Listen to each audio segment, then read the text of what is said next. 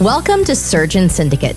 If you're paying attention, you know that you only make money when you work. It might be great money, but it's dependent on you. The information on this podcast will help you solve that.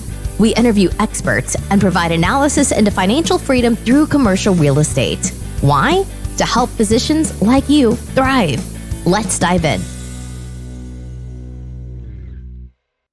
Welcome to Surgeon Syndicate. This is your host, Dr. Michael McManus, and today we're going to talk a little bit about the challenges you may face in becoming a real estate investor. You know, for a lot of people, the hard thing here is if you're a surgeon, if you're a physician, you're working full time, and you don't have a lot of time. And that's probably the biggest challenge with preparing for your financial future as a doctor. It's just finding the time and energy to put into doing something new, because we're not learning this in medical school. We're not learning it in residency.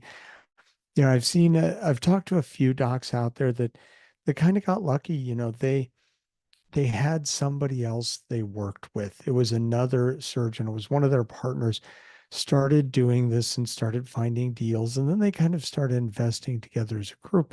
So they got to ride along and experience it. And you develop confidence that way. If somebody's brought you into a deal for the first time and you start seeing the money flow and you're like, wow, this is great. This is better than I'm doing otherwise.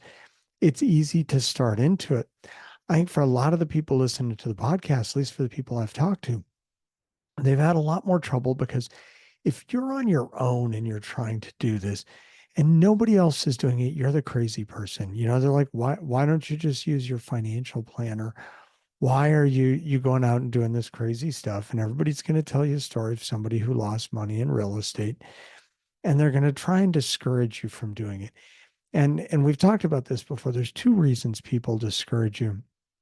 One is they're afraid for you, but also they're afraid for themselves. When you start talking about doing something new, they start to fear that maybe they're doing something wrong. And they're like, well, if you're doing this and I'm not doing it, I'm doing something wrong. And I'm not doing it because I heard a story once about somebody who lost money.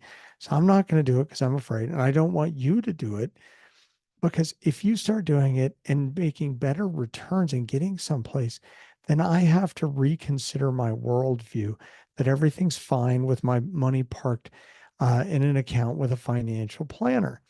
And so they will tell you not to do it. This was one of the greatest things when that I saw at the Passive Investor MD conference, is you saw all these doctors, and a lot of them had never invested before. And they were there because they wanted to learn. And I think the biggest thing they got out of the conference is they found their people. They found other people on the same path, and it normalized what they were trying to do. And they hadn't invested because all they'd heard was negative feedback from other people. So they might have pulled some one little glimpse away, some nugget that helped them get started investing. But the information that was at the conference is out there. What was special to the conference is it gave people a tribe and the ability to meet people. And so this is an important thing. And so we were talking today about overcoming adversity, because once you start down this road, because it's hard, if you run into struggles, it's really easy to just stop. And I've seen this over and over. I've talked to docs. They're like, yep, I'm going to invest in some syndications. I'm going to do this. And then they start learning about it. It sounds great. And then they run into some challenge, whether it's just, you know, a couple hard weeks of call or a struggle in their personal life. And because they've never done it, they've got this new information, but it's not really ingrained. And by the time they get back to it, all seems new again. And it's just been so much work, so they stop. And I've heard this where, you know, I'm talking to a doctor and they're like, oh, I think I found this great deal. Can I look at it with you? I'm like, yep, let's look at it. You talk about it. And the next time I see them, I'm like, hey, how did that thing turn out? Oh, I didn't do it. Why not? I don't know. And that's about as far as they usually go. And it's usually they either stalled out and were afraid and didn't move forward, or they were in the process and life took over and they stopped. And by the time they got back to it, it was hard to restart again, or it was a combination of those two. Those are the biggest things that I see stop people. And so today, you know, we've talked a little bit about my struggles through the summer, and this move turned into this all-encompassing, chaotic thing. But since then, um, the, the challenges is that I've had to keep going. Plus, I've been in this like some of the things that have been happening for me have been really things moving forward, and it's been awesome. But at the same time, the distractions have been more than ever before. So about a month ago, and we've talked about this before in the pirate episodes, that I had a retinal detachment in my right eye, had to go and have urgent surgery to get that fixed. And all of a sudden now, I can't drive. I can hardly see. It's one eye. There's, all the things I do for joy, like riding my mountain bike and getting outdoors became really hard. Even going for a little walk on a trail became really hard because you get an uneven surface and you lose your depth perception because you're only looking out of one eye. It really gets tough. Um, so we got there and I couldn't travel.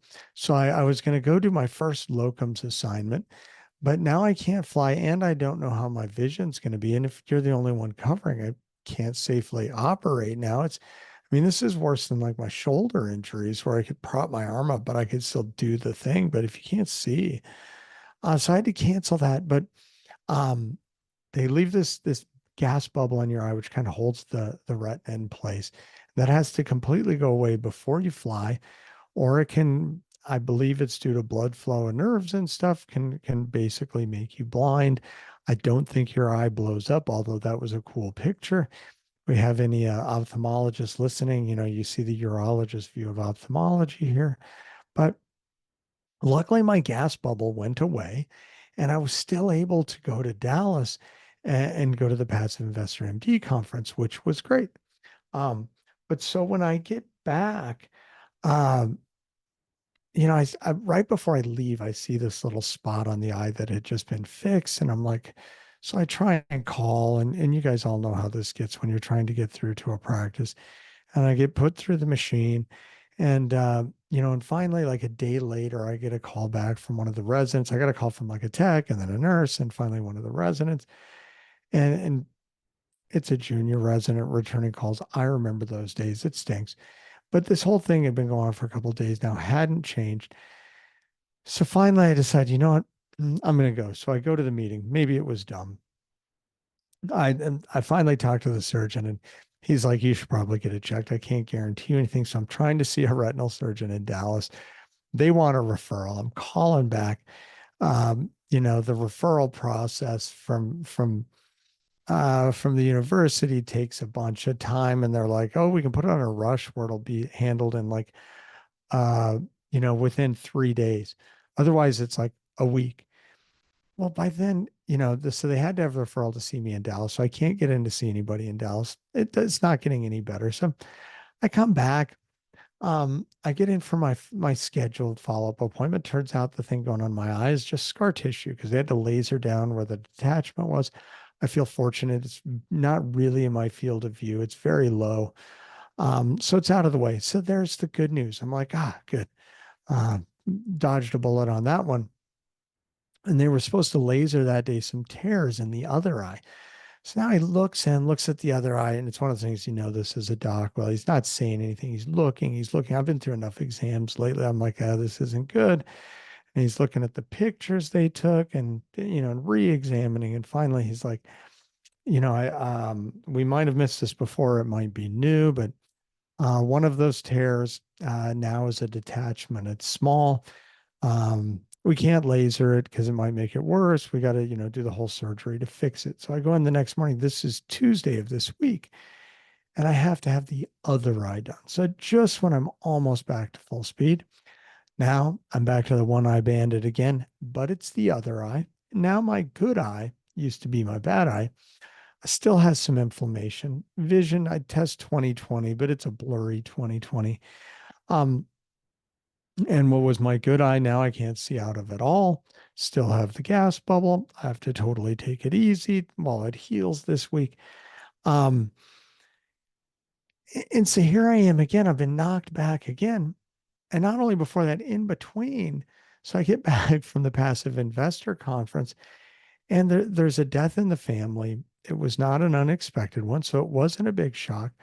And it was in my wife's family. So now she's got a bunch of work to do this. I'm trying to support her. We have to leave for 3 days to go to a funeral. It was actually a beautiful funeral. The whole experience was great.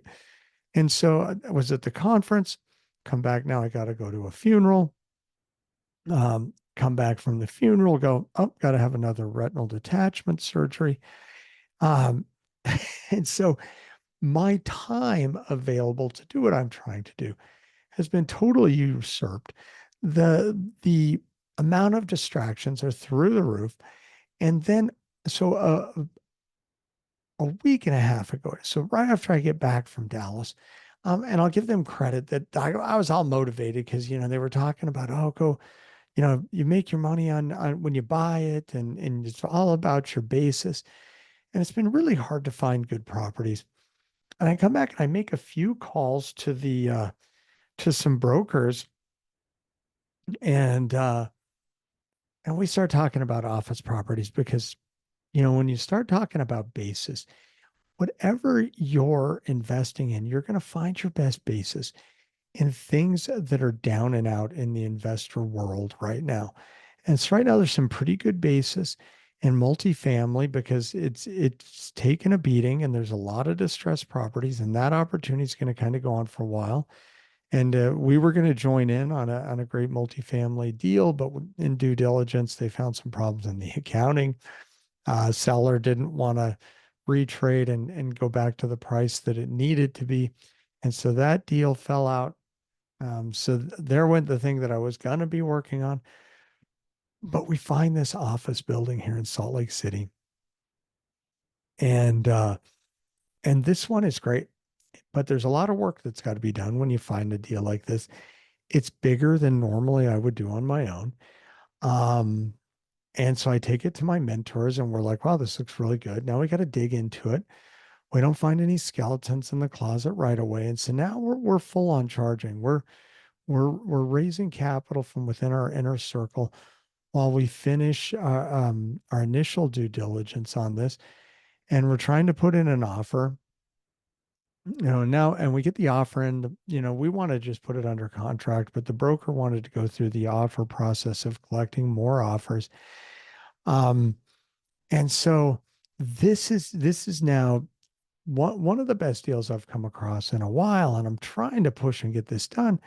But at the same time, now I gotta leave town for a funeral. So I'm still trying to work on this and keep it going. Now I got this eye thing again.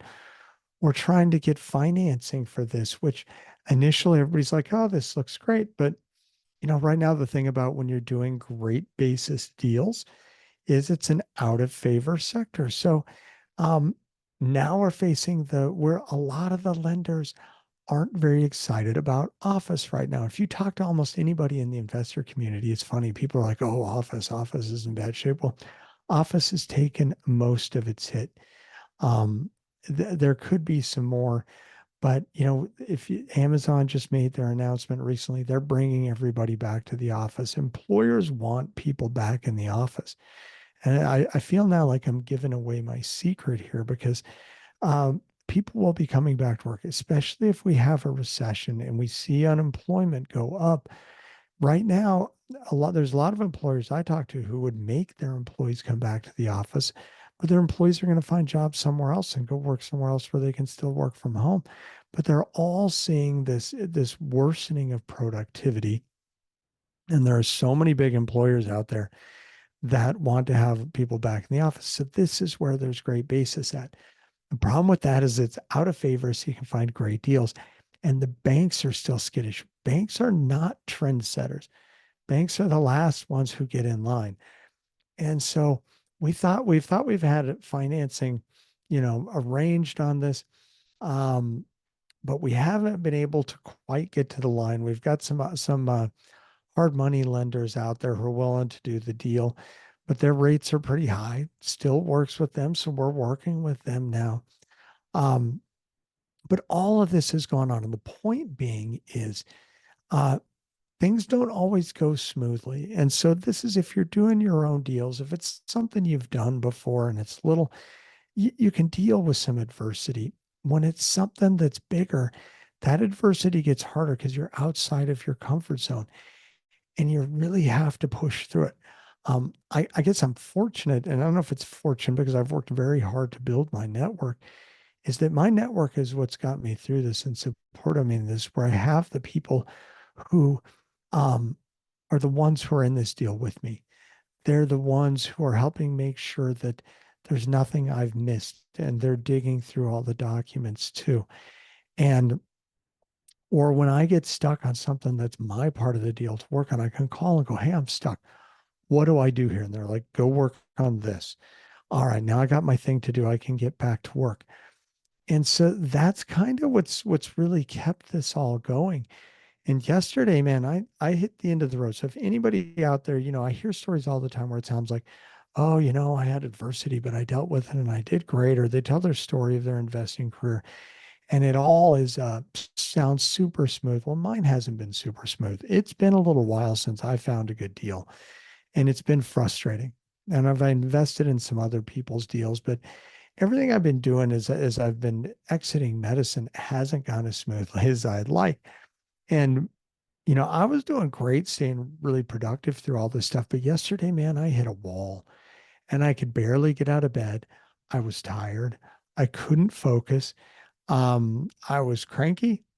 It was a bad day. Luckily, my wife put up with me.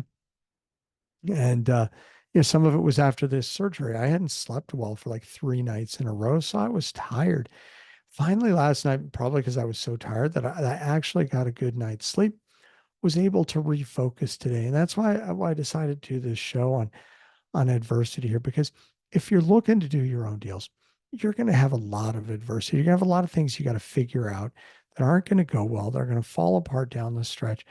And when you're working full time or even working part time, those things are still hard to get through.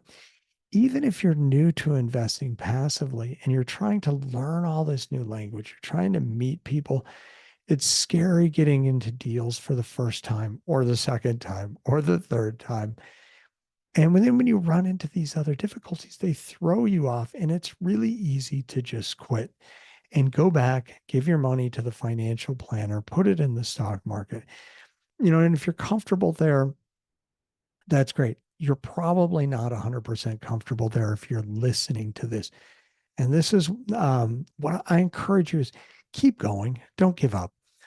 Keep learning, keep looking for deals to invest in, keep meeting people, because on the other side, there are better ways and more tax advantage ways for your make your money work harder, get better returns, see some tax advantages.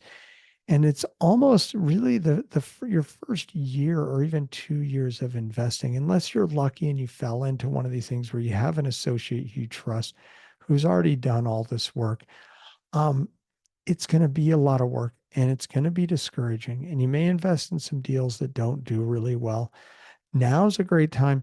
The one thing is, I've been hearing it now with some of these big industrial deals where brokers are selling warehouse deals and they're like, "Oh, it'll cash flow by year 3." And that's what we were hearing in multifamily a few years ago before it all fell apart. So again, when you hear things like that, if it doesn't cash flow out of the gate, my take is always that's not a good deal.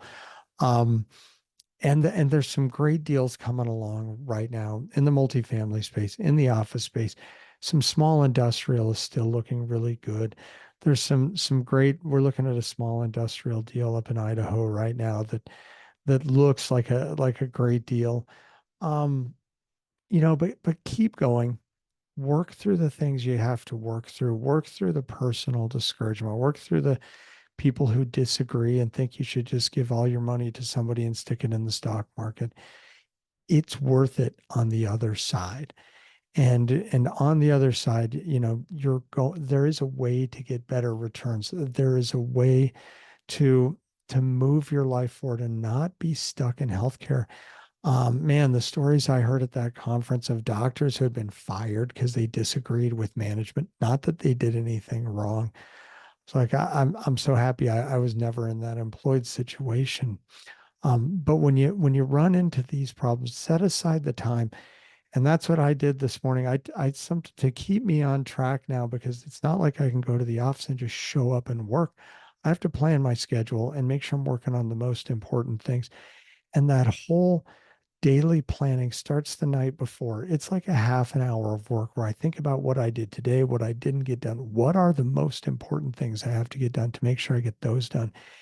And then when I wake up in the morning, especially if it's been a bad day, it can be like an hour process that I go through to really get me focused and motivated, to get me over the challenges, to put in place the most important things. Because as you go through the day, it's really easy to do the easiest things. You can check off some boxes, but it's to make sure you're doing the most important things are the ones that move the ball forward.